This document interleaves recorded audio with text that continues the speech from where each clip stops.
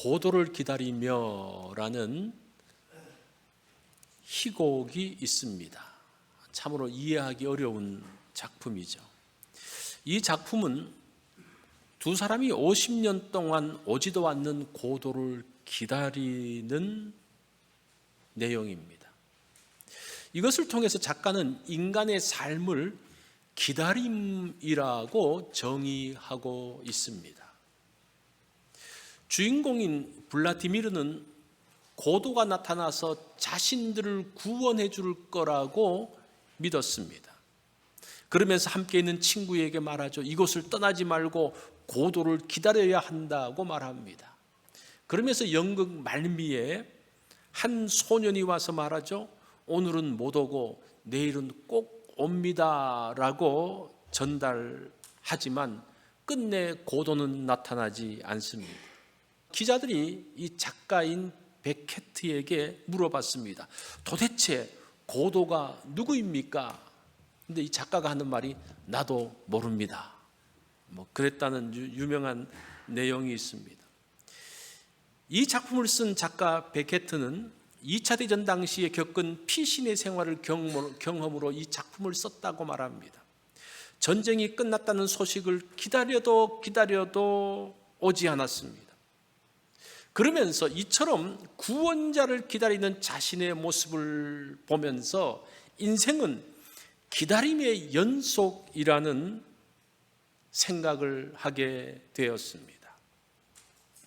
사람들은 구원자를 기다리고 있습니다. 구원자가 언제 올까요? 사람들은 구원자를 기다리며 살고 있죠. 인간이 구원자를 기다린다는 자체가 삶이 힘든다는 거예요. 해결할 문제가 아직 있다는 말입니다. 여러분은 나의 문제를 해결할 구원자가 누구인가 혹은 무엇이라고 생각을 하고 있습니까? 그게 지난주에 이어서 나오는 질문들이죠. 구원자를 기다리는 사람이 있습니다. 유대인입니다. 이들은 오랫동안 구원자 메시아를 기다렸습니다. 다윗과 같은 구원자가 나타나서 이 유대인들을 로마의 억압에서부터 풀어줄 그 사람을 기다리고 있었습니다. 그런데 구원자가 왔다는 소식이 들립니다. 그게 5절의 내용이에요.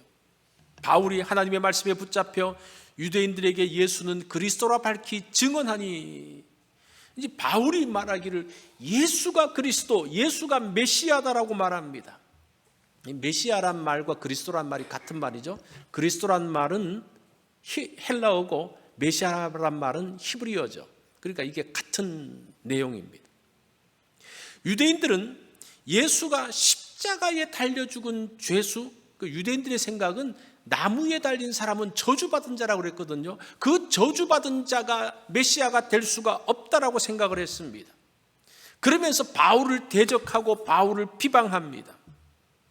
메시아의 오심을 가지고 바울과 유대인 사이에서 부딪힘이 계속적으로 일어납니다.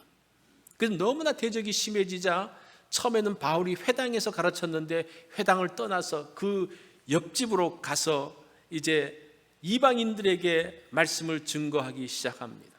그러면서 사실은 새로운 역사가 만들어지고 있습니다. 바울이 고린도에 간 것은 자신의 계획이 아니었습니다.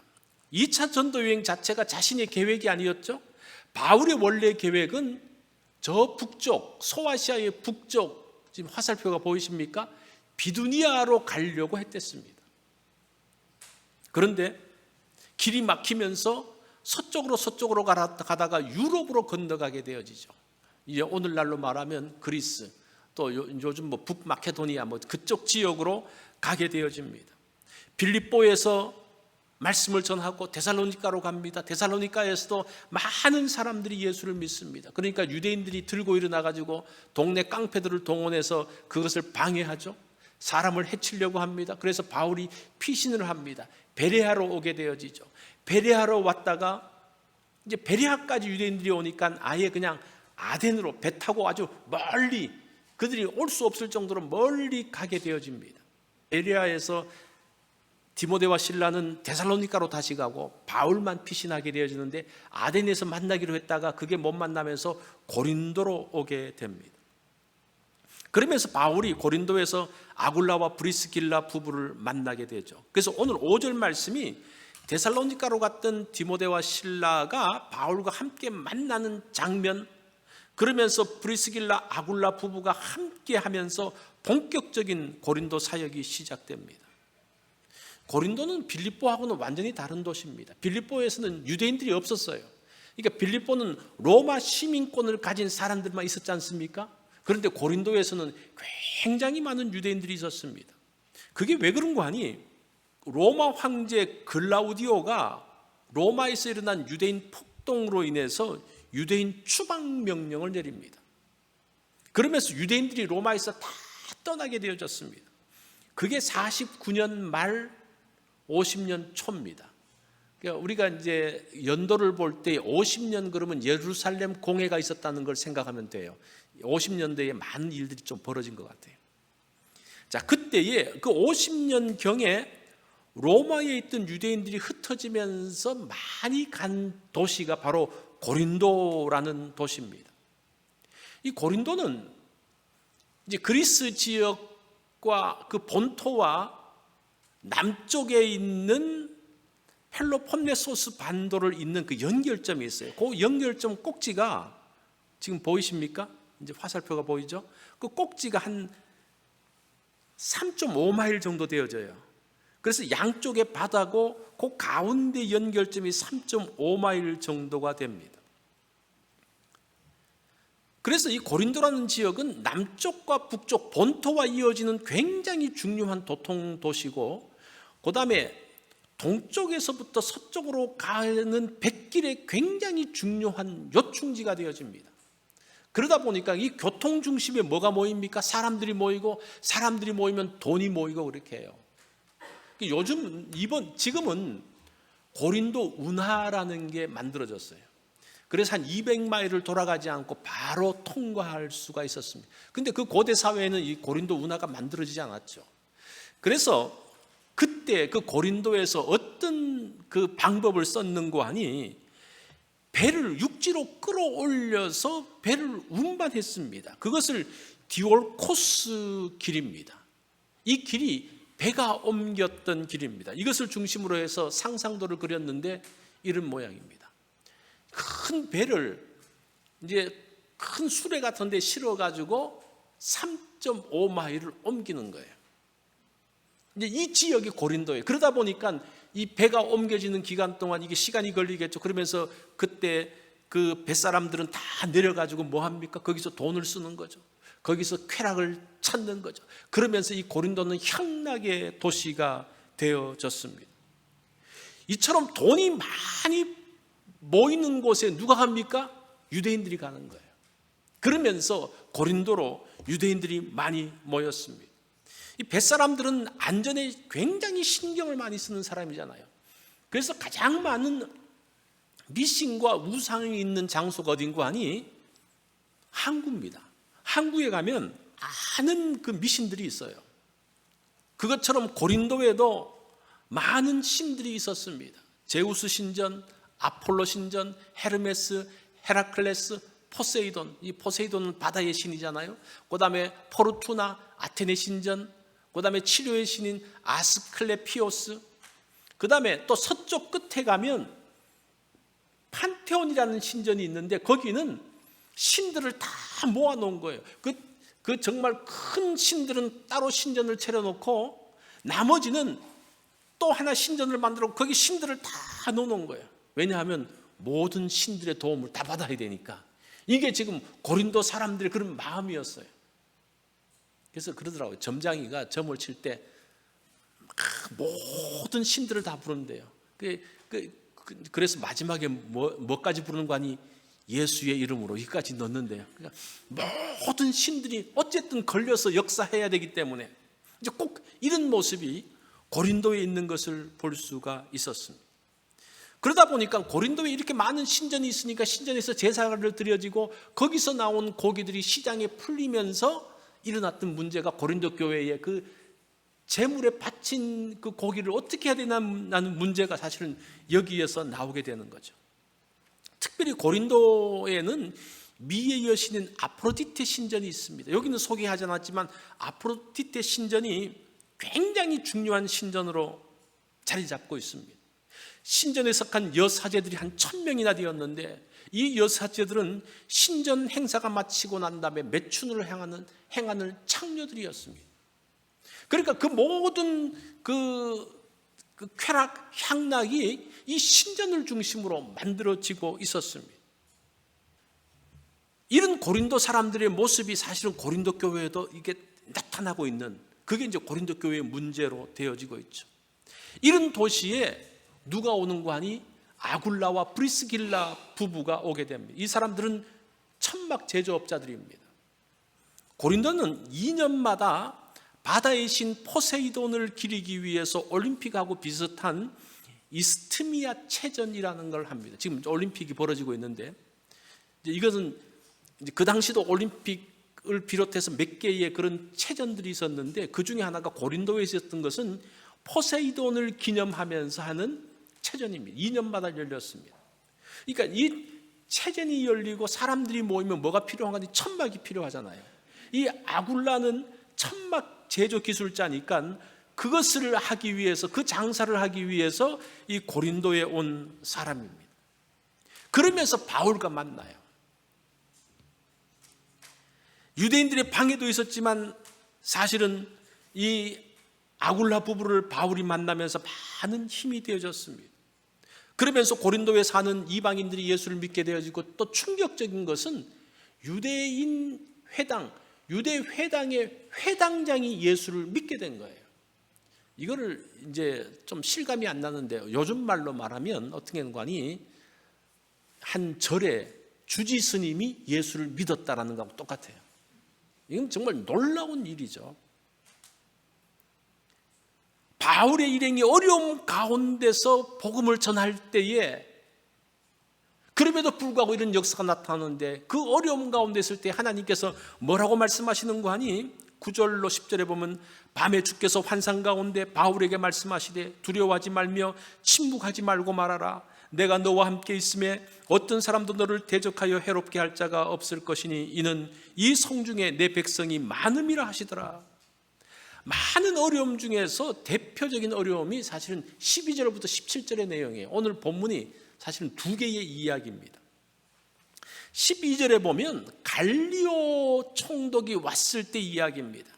갈리오가 아가야 총독 되었을 때에 유대인들이 일제 일어나 바울을 대적하여 법정으로 데리고 가서 이 갈리오가 아가야의 총독으로 새롭게 부임했습니다. 원래 이렇게 총독이 바뀌면 새로운 상황이 만들어집니다. 이제 그것을 틈타 가지고 유대인들이 새롭게 온 총독에게 지금 이 바울을 고발하고 있는 장면이 사실은 12절부터 나오는 내용입니다. 13절에 보니까 뭐라고 고발하는 거 아니? 이 사람이 율법을 어기면서 하나님을 경외하라고 사람들을 권한다 하거늘.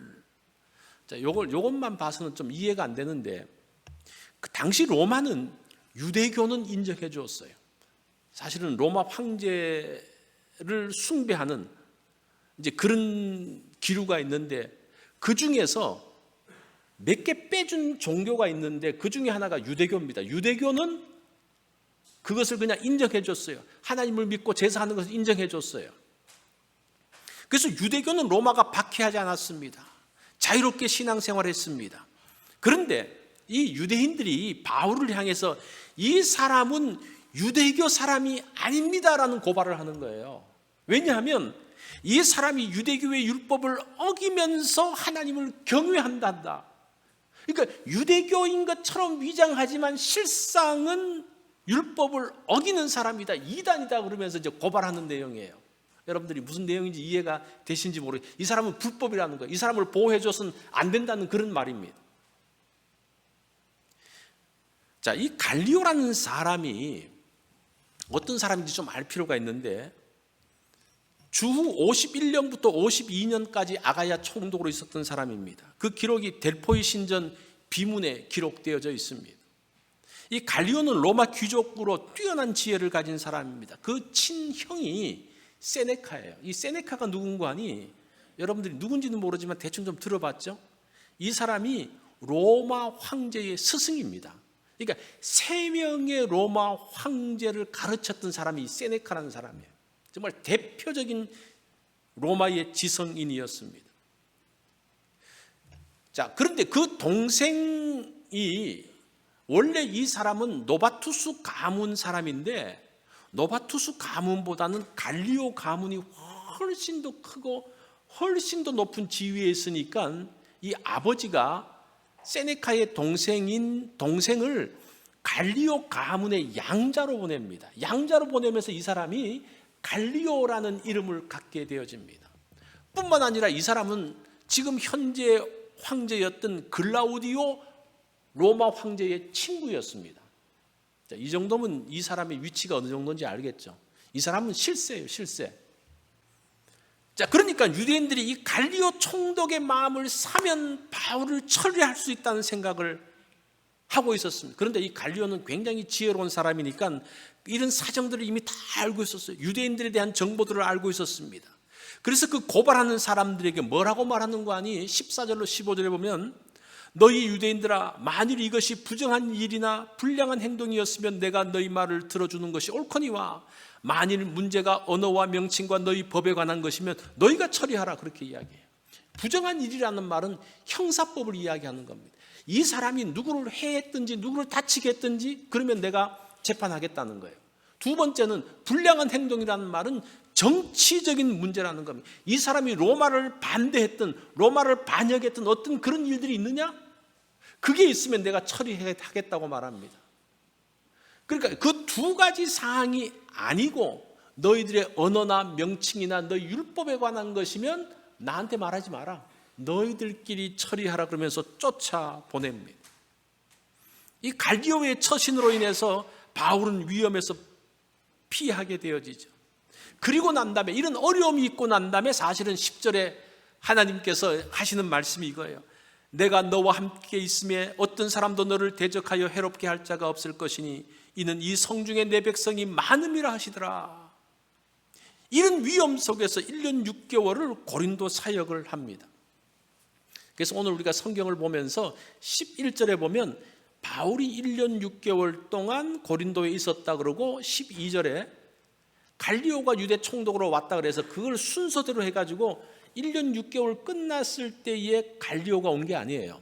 사실은 2차 전도 여행이 50년부터 53년까지 있었는데 이 고린도가 거의 마지막 시점인데 갈리오 로마 총독의 재임 기간은 51년부터 52년이거든요. 그러니까 오히려 고린도 초창기에 이런 일이 있었다는 것을 우리가 좀 알 필요가 있어요. 고린도에서 이런 사역이 있었는데 그 어려운 사역 에피소드 하나, 갈리오 사건, 뭐 이렇게 보는 것이 성경을 정상적으로 볼 수 있는 겁니다. 자, 이런 일이 있으면서 또 다른 회당장 한 사람 소수데네가 회심을 합니다. 이제 그걸 봤을 때 이 고린도에 최소한 회당이 2개 이상이 됐던 것 같아요.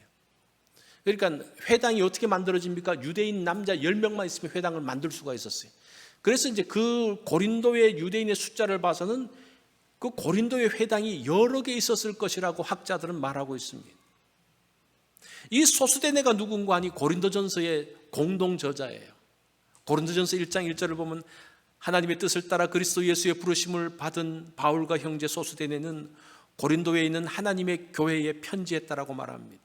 돈과 향락을 쫓는 도시, 많은 우상을 섬기는 도시, 유대인들의 끊임없는 반대가 있는 그 고린도에서 어떻게 놀라운 이런 일들이 벌어지고 있었을까? 도대체 이 도시에 바울이 무슨 복음을 전했을까? 그게 오늘 본문의 핵심이에요. 그게 뭡니까? 바울이 말씀에 붙잡혀 유대인들에게 말하는데 예수는 그리스도라.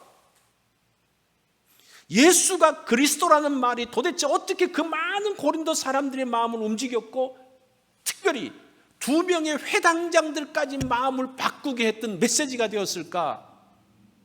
우리가 지금 계속적으로 사도행전을 살펴보면서 그 당시 초대교회의 복음 메시지가 무엇인지, 구원 메시지가 무엇인지 봤잖아요. 구원 메시지는 예수 그리스도가 죽으시고 부활하신 거 구원 메시지죠. 빌립보에서는 주 예수, 예수가 주인이라는 사실이 복음 메시지죠. 그런데 오늘 이 고린도에서는 예수가 그리스도라는 말이 복음 메시지가 된다고 말합니다. 오늘 우리가 그거를 간단하게 위에 배경 설명을 너무 많이 해가지고 이거를 간단하게 한번 살펴보겠습니다. 이 바울의 메시지를 자세하게 보려고 그러면 사실은 고린도전서로 가봐야 돼요. 먼저 고린도전서 12장 13절을 보면 바울이 이렇게 말합니다. 우리가 유대인이나 헬라인이나 종이나 자유자나 다 한 성령으로 세례를 받아 한 몸이 되었고, 이것만 봐서는 조금 그 내용의 의미가 불명확한데 에베소 2장 14절 16절에 보면 그 내용을 좀 더 구체적으로 설명하는 게 그거예요. 같이 한번 읽어볼까요? 시작. 그는 우리의 화평이신지라 둘로 하나를 만드사 원수된 것 곧 중간에 막힌 담을 자기 육체로 허시고 또 십자가로 이 둘을 한 몸으로 하나님과 화목하게 하려 하심이라. 자, 그것이 고린도전서의 메시지와 에베소의 메시지를 통해서 좀 더 분명하게 하는 겁니다. 그 당시는 어떤 시대입니까? 신분과 인종이라는 것은 뛰어넘을 수 없는 벽이었습니다. 그런데 이 십자가가 뭐라고 말합니까? 그 모든 것들을 허물었다라고 이야기를 해요. 이거는 거의 폭탄 선언입니다. 폭탄 선언. 복음은 착하게 사십시오라는 도덕적인 교훈이 아니에요. 다른 종교에서도 얼마든지 착하게 사십시오, 바르게 사십시오 하는 말들은 굉장히 많이 합니다. 그런데 복음이라는 것은 무엇인가? 하나님의 질서를 이야기해 주고 있는 거예요. 하나님의 질서. 태초에 하나님이 천지를 창조하시니라. 그 하나님이 천지를 창조하시면서 사람을 창조할 때 어떻게 창조하십니까? 하나님의 형상대로 사람을 만드셨어요. 그렇기 때문에 모든 사람, 모든 인종은 하나님의 형상을 갖고 있는 사람이라는 겁니다. 신분과 인종의 차별이 없이 그 모든 사람은 동일하다는 거예요. 지금은 그게 당연하죠, 그죠? 그 시대는요, 그거를 받지를 않았어요. 받을 수가 없죠. 저 사람의 신분과 나의 신분이 달라요. 저 사람의 인종과 나의 인종이 달라요. 그러면서 차등이 생기는 거예요. 근데 십자가의 도를 뭐라고 말합니까? 그 모든 벽들을 허물어 버렸다라고 이야기합니다. 이제는 유대인이나 헬라인, 인종을 지나서 종이나 자유자, 신분을 지나서 모두가 한 몸이 되었다고 말합니다. 그리스도 안에서 한 형제가 되었다라고 이야기합니다. 이것은 잘 사십시오라는 말을 넘어선 이야기예요. 하나님의 질서를 이야기하고 있는 겁니다. 그 당시 고린도에 자유인이 20만 명이었고 노예가 40만이었습니다. 한번 생각해 보세요. 이 상황에서 이 메시지는 복음이었습니다. 예수님이 여러분들을 구원하기 위해서 오셨습니다. 예수 안에서 하나입니다. 이 말씀을 들은 사람들의 마음이 흔들리기 시작합니다. 고린도전서 1장 18절은 뭐라고 말하는 거 아니? 십자가의 도는 멸망하는 자들에게는 미련한 것이요 구원받는 우리에게는 하나님의 능력이라. 여기서 십자가의 도라는 말이 십자가의 길이라는 게 아니고 그 원문을 보면요, 십자가 로고스라고 이야기해요. 이 로고스라는 말이 무슨 말인 거 아니? 만물의 원리, 기준이라는 말입니다. 도대체 만물의 원리가 뭐냐? 그러면서 그 당시 헬라 철학자들은 그 철학이라고 이야기를 했댔죠. 그런데 바울은 로고스가 뭐냐? 만물의 원칙, 만물의 기준이 있는데 그 기준이 뭐냐? 십자가라는 거예요. 십자가의 도를 고린도전서 1장 23절에서 24절에서 말합니다. 우리는 십자가에 못 박힌 그리스도를 전하니 유대인에게는 거리끼는 것이요 이방인에게는 미련한 것이요 오직 부르심을 받은 자들에게는 그리스도는 하나님의 능력이요 하나님의 십자가라고 말합니다. 십자가 로고스가 뭡니까? 십자가에 못 박힌 그리스도라는 겁니다. 메시아가 십자가에 못 박혀서 죽었다는 겁니다. 유대인들은 이걸 받을 수가 없죠. 왜냐하면 나무에 달린 자는 저주받은 사람이기 때문에. 헬라 사람들도 마찬가지입니다. 구원자인 이데아는 죽을 수가 없습니다. 죽으면 구원을 이룰 수가 없다는 거예요. 그런데 바울은 이 십자가를 통해서 이 십자가가 죽음으로 끝나는 것이 아니라 다시 부활로 이어지는 십자가라고 이야기를 하고 있습니다. 죄의 세력을 멸하기 위해서 죽으시고 죄의 죽음에 사로잡히지 않고 다시 살아나셨습니다. 부활은 죽음을 이기는 사건임을 말하고 있는 거예요. 그게 십자가의 원리라는 겁니다. 예수님의 죽으심과 부활은 즉흥적인 아이디어가 아닙니다. 바울이 여기서 짜내서 만든 아이디어가 아닙니다. 구약시대부터 창세기부터 시작해서 가지고 사건을 비롯해서 그 모든 율법의 내용들과 그 모든 사건 가운데서 그 십자가에 대한 것들을 계속적으로 말하고 있습니다. 이 오래전 성경의 예언이 성취됐다라고 이야기합니다. 죽음이 끝이 아닙니다. 무서운 사망의 세력이 최종 권력자가 아닙니다. 최종 권력자를 누구라고 말해요? 죽음이라고 말하잖아요. 죽음 앞에서 누구도 저항할 수 없다고 말합니다. 그런데 사망의 권세를 깨뜨린 분이 계시는데 그분이 예수 그리스도고 그분이 최종 권력자라고 이야기하고 있어요. 그분이 부활하신 그리스도라고 이야기합니다. 지금 똑같이 복음을 이야기하죠, 그죠? 그리스도의 죽으심과 부활을 말하죠. 그러면서 이 고린도에서는 또 다른 관점에서 그 부활이 무엇인지 최종 권력이라고 이야기하는 거예요. 더 이상 우리는 죄에 끌려다니지 않습니다. 사망의 세력에 끌려다니지 않습니다. 죄에서 죽음에서 해방되어진 존재입니다. 그런 우리를 자유롭게 하셨습니다. 이것이 하나님의 의도라는 거예요. 이게 복음이라는 거예요. 지금 가장 복음이 활발하게 전파되어지는 것 중에 하나가 네팔이라고 이야기합니다. 제가 최근에 그 네팔의 선교 현장을 BBC가 이렇게 촬영한 것을 좀 보았습니다. 이제 기독교가 그냥 굉장히 빠르게 확장하니까 정부가 긴장을 하고 있습니다. 그러면서 이제 전 총리, 이제 현직 총리가 말하면 좀 정치적으로 문제가 되니까 은퇴한 총리가 이렇게 이야기하는 걸 들었습니다. 기독교가 네팔의 질서와 문화에 도전하지 말라고 말합니다. 이 말은 네팔의 제도를 건드리지 말라는, 지금 네팔이 어떤 제도입니까? 그 네팔의 네팔이 카스트 계급 제도거든요. 카스트가 뭔지 아시잖아요. 4개의 그 신분이 있잖아요. 그 신분 제도를 건드리지 말라는 거예요. 기독교의 메시지가 뭡니까? 이 신분 제도를 타파하는 거니까 사실은 뭐 그 정부를 전복하려고 그런 게 아니라 성경을 전하다 보니까, 성경의 질서를 전하다 보니까 그 세속적인 그 악한 관습과 부딪히는 거예요. 그걸 건드리지 말라고 그러는 거예요. 지금 똑같은 상황이에요. 그 당시 로마에서 그 복음을 전할 때 똑같은 상황이었습니다. 사실은 조선시대도 마찬가지죠. 기독교가 들어왔을 때, 특별히 이제 천주교가 처음에 들어왔을 때에 박해한 것도 무엇인가, 조상 숭배의 문제였습니다. 그리고 반상의 제도, 그러니까 쌍놈과 양반이 있는데 그거는 뭐 날 때부터 나왔기 때문에 그걸 건드리지 말라는 거예요. 조상 숭배하는 제사 건드리지 말아라. 두 번째, 반상의 제도, 계급 제도 건드리지 말아라. 그 복음이 건드리려고 그래서가 아니라 십자가의 도를 말하다 보니까, 하나님의 복음을 말하다 보니까 그것이 선포되면서 부딪힙니다. 그러면서 그 당시에 얼마나 많은 피해 박해들이 있었습니까?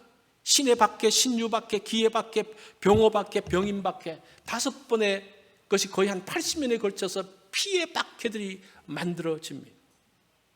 사실은 네팔도 이런 피해 박해가 일어나지 않을까 사실은 염려가 되어져요.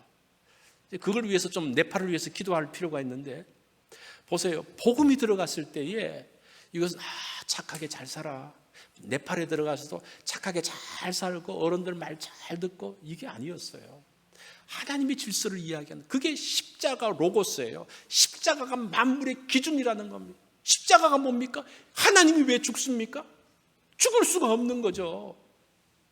하나님이 그 죽기까지 순종하는 그 모습, 이건 현재의 기존 질서 가운데서 알 수 없는 내용들입니다. 누가 거기에 열광하겠습니까? 노예들이 열광하겠죠. 그죠? 하층민들이 열광하겠죠. 어려운 사람들이 열광하겠죠. 그러면서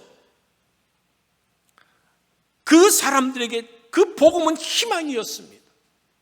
고린도 사람들은 복음에 자신의 인생을 던졌습니다. 그 메시지에 자기 인생에 소망이 있다고 생각을 하는 거예요. 그러니까 8절에 보니까 뭐라고 말합니까? 수많은 고린도 사람들이 믿어 세례를 받더라. 이게 계속적인 용법입니다. 세례를 받고 믿고 세례를 받고 계속적으로 이어지는 일들.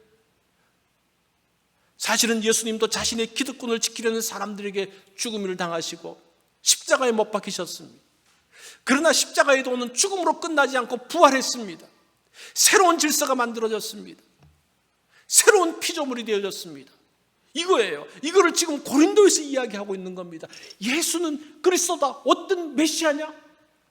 십자가에 죽으신, 십자가의 도를 만드신 그 메시아, 그 복음의 고린도에 많은 사람들이 열광하기 시작합니다.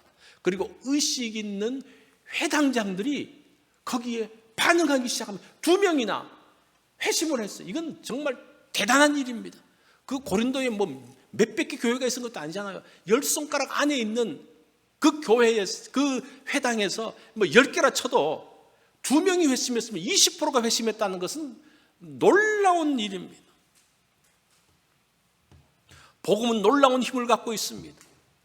복음의 핵심인 십자가가 복음이 복음 되게 했습니다. 복음이 희망이 되었고 복음의 전 인생을 걸게 했습니다. 우리가 이런 처음 복음의 감격을 회복해야 되는 거예요. 그게 복음이고 그게 십자가의 도라고 이야기합니다. 그래서 복음이 나에게 희망을 주고 복음의 새로운 질서를 갈망하는 자리에 들어가게 되어지는 것, 그것이 초대교회의 역사고 한국 기독교회의 처음의 역사였던 것을 보게 됩니다. 고도를 기다리는 사람들이 있습니다. 이 연극에는 기다리다가 끝났어요. 작가는 고도가 누군지도 모른다고 말합니다. 사실은 이미 그 고도는 왔다는 거예요. 유대인들은 메시아를 아직도 기다리고 있습니다. 구원자가 왔지만 유대인들은 이것을 알지 못합니다. 왜 그래요? 십자가의 도를 알지 못하기 때문에. 예수 그리스도가 죽는다, 메시아가 죽는다, 그걸 이해를 못해. 그것이 깨어지지 않으면 이해될 수가 없는 거죠. 그건 헬라인이나 유대인이나 다 마찬가지입니다. 예수 믿는 여러분들은 십자가의 도를 아십니까? 십자가 로고스를 아십니까? 십자가가 만물의 기준이고 원리라는 것을 아십니까? 그것을 알 때에 그 십자가 안에 놀라운 의미가 담겨져 있는 것을 알게 될 것입니다. 그것을 안다면 우리의 삶들은 풍요로워질 것입니다. 달라질 것입니다. 뿐만 아니라 십자가의 도, 십자가 로고스가 여러분들을 자유롭게 할 것입니다.